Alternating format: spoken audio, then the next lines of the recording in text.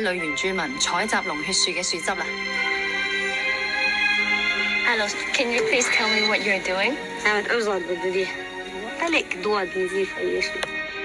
佢啱啱同我解釋咧，佢就話呢個龍血樹嘅樹汁咧係有好多用途嘅，仲有時可能會沖水飲啊，係調理腸胃啊，同埋係可以愛嚟做藥用嘅。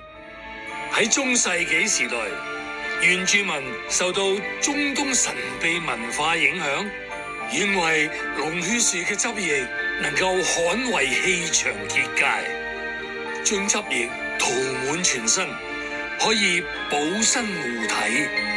但時至今日，樹汁已經變成原住民日常生活嘅補給品。嚟到採集呢啲龍血樹嘅樹汁咧，就係for呢度嘅女士咧係可以愛嚟當 make up 咁用啊，化妝品咁用啦。佢而家咧幫我搽啦，佢係有少少磨砂狀嘅，你見到，因為真係大自然喺棵樹度出嚟嘅汁液啦。